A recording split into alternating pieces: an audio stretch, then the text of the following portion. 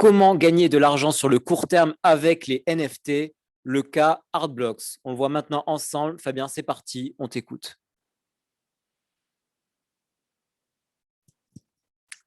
Ça va paraître un peu étonnant. Ça va paraître étonnant que je parle de Hardbox sur le court terme, mais on peut parler de Hardbox des deux côtés, en fait, du côté court terme et du côté long terme. Alors, petit disclaimer avant de commencer, on n'est pas une société d'investissement, ceci n'est pas un conseil financier, on donne juste notre avis. Ouais. Et faites vos propres recherches. Faites vos propres recherches, exactement. Si on regarde le cas Hardbox, alors je vais peut-être le meilleur point pour faire ça, ça va regarder Zeneca33. Zeneca33 qui est un influenceur, je crois anglais, mais en tout cas qui est dans les NFT et qui aime bien faire le daily recap. Un peu comme nous, mais en moins bien. Exactement. Parce qu'il ne le fait pas sur YouTube, il le fait pas en français non plus. Ouais, c'est en anglais, et c'est des tweets chiants. Voilà. Il avait fait une petite newsletter sur Hardblocks où il expliquait un peu dans le détail ce que c'était Hardblocks. Bon, il parle beaucoup, donc on va vous résumer tout ça. Hardblocks, il y a eu deux phases. Il y a eu deux grandes phases. Enfin, il y a même eu trois grandes phases. Il y a eu trois grandes phases. Il y a une. Alors, ça paraît, je crois que ça date de janvier ou février 2021, Hardblocks. Donc, c'est extrêmement vieux pour les NFT, mais ça paraît plutôt récent pour les gens normaux. Dans la première partie, tous les Hardblocks se vendaient à 0,1 Ether. Que ce soit sur Playground, Factory ou Curated, ça se vendait forcément à 0,1 Ether. Et tout ne se vendait pas tout de suite. Donc, vous arriviez sur Hardblocks et ça ne se vendait pas tout de suite. Donc, il restait des projets qui étaient ouverts. Ça paraît incroyable aujourd'hui, ça. Ouais, ça paraît incroyable. Ah oui, ça a changé Hardblocks. Les petits ronds. Ouais. Donc, vous aviez des projets qui étaient ouverts et vous pouviez en acheter. Vous alliez dessus, vous achetiez et ça marchait bien. Ensuite, il y a eu une deuxième phase où Hardblocks a commencé à devenir beaucoup plus connu, mais sans être extrêmement connu encore, et où du coup tout partait dans l'heure, mais sans non plus que ce soit extrêmement demandé. Jusqu'au moment où ça a commencé à être de plus en plus demandé, de plus en plus demandé, de plus en plus demandé, et jusqu'au jour où il y a eu le drop de Glitch Crystal, pour être exact. Et sur Glitch Crystal, Tu n'y a pas si longtemps que ça, non? non, c'était il y a pas très longtemps. C'était vers la fin de l'été, non? Vers août? Ouais, vers août, c'est ça.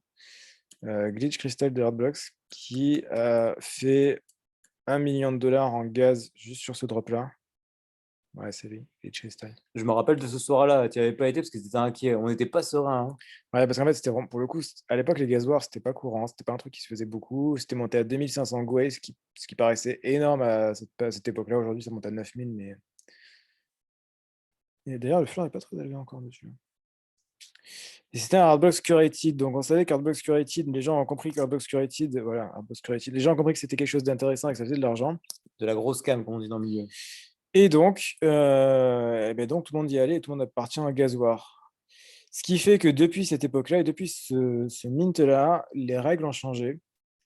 Puisque, alors, jusqu'à cette période-là, en fait, vous étiez sûr, vous payez 0 Ether, vous étiez absolument certain de gagner de l'argent. C'était un coup sûr.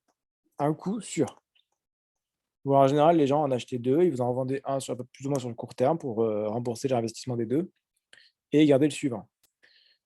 Pour rappel, parce que ça paraît pas possible aujourd'hui de penser ça, mais pour rappel, Fidanza, qui est là, qui a un floor de 129 Ethers, valait 0,1 Ether.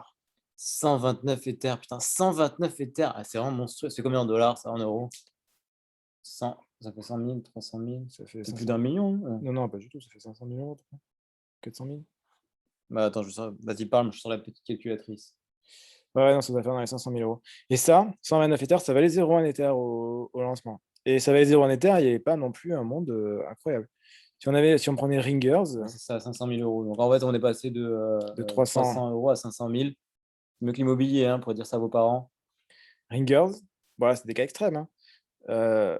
77 Ethers de floor, alors qu'à l'époque, c'était 0,1 Ether à l'achat. Donc c'était des coûts qui étaient absolument sûrs, parce que même des Hardblocks Curated moins bien, ils ont tous marché. Ils sont tous au-dessus de 0,1. Aujourd'hui, c'est un peu plus compliqué. Vous avez des Dutch Auction. Donc les Dutch Auction, qu'est-ce que c'est? Ça va être des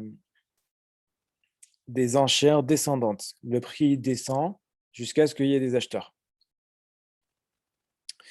Sauf que, et c'est là que c'est intéressant, sur certaines Dutch auctions, la vente tombe sur le niveau le plus bas. En général, le niveau le plus bas est à 0,2, 0,25. Et à 0,2, 0,25, vous avez de très, très, très grandes chances d'être gagnant sur le secondaire. À minima, si vous n'êtes pas gagnant sur le secondaire sur le long terme, vous êtes gagnant sur le secondaire juste après. Parce que dès que les ventes se sont finies, il y a toujours un effet FOMO qui se passe juste derrière tout le temps, où les gens se disent: oh là là là, j'ai pas réussi, j'ai pas réussi, j'ai pas réussi, il faut vite que j'achète sur le secondaire. Et donc c'est pour ça que j'en arrive au point que hard blocks, enfin, toutes les catégories peuvent se faire en court terme et gagner de l'argent sur le court terme. Un petit flip, comme on dit dans le milieu. Un petit flip, ouais. Donc on va me dire: OK, mais comment je sais quand est-ce que les drops de hard blocks vont sortir? Eh bien, j'ai tout prévu. J'ai ce petit lien, le petit lien. hardblocks.wiki/en/upcoming. Attention, un lien qui a beaucoup de valeur. Voilà, et en fait ici, voilà, vous pouvez aller sur Discord aussi, mais ça marche très bien. Peut-être mieux sur Discord parce que vous avez les heures. Bon, quoi après, si vous avez le calendrier, je crois.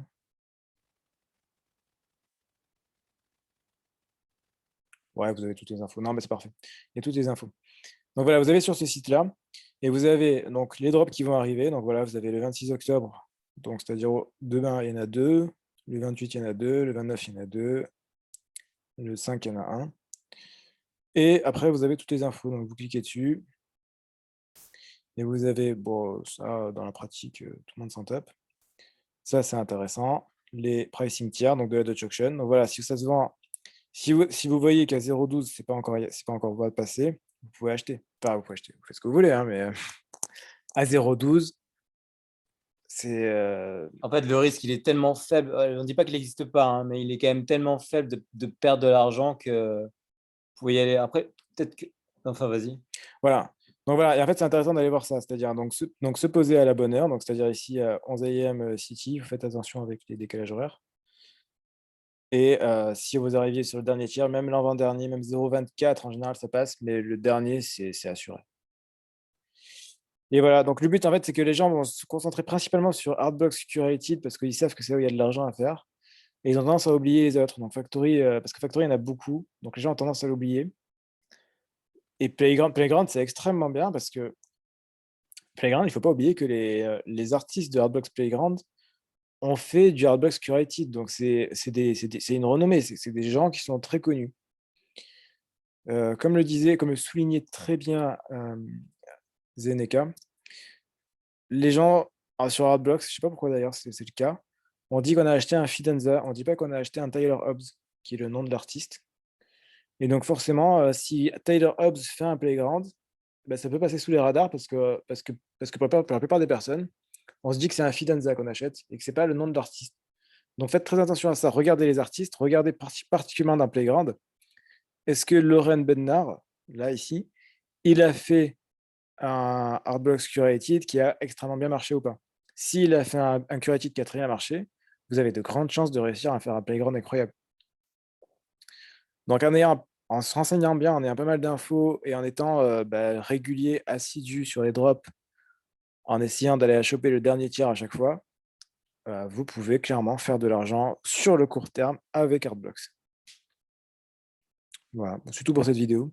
Ok, c'était un point hyper intéressant. On voit souvent Hardblocks sous un angle long terme, mais il y a aussi d'autres stratégies possibles, dont celle-là. Donc, n'hésitez pas à être un peu créatif et avoir des opportunités là où d'autres ne les voient pas. C'est aussi ça un peu le milieu du NFT. On espère que cette vidéo vous a plu. N'hésitez pas à mettre un petit pouce bleu en bas de la vidéo, à vous abonner à cette chaîne. De grosses annonces arrivent très bientôt. Restez connectés. Et d'ici là, on se retrouve très bientôt pour une nouvelle vidéo. D'ici là, portez-vous bien, faites de l'argent et à la prochaine. Ciao, ciao. À la prochaine, ciao.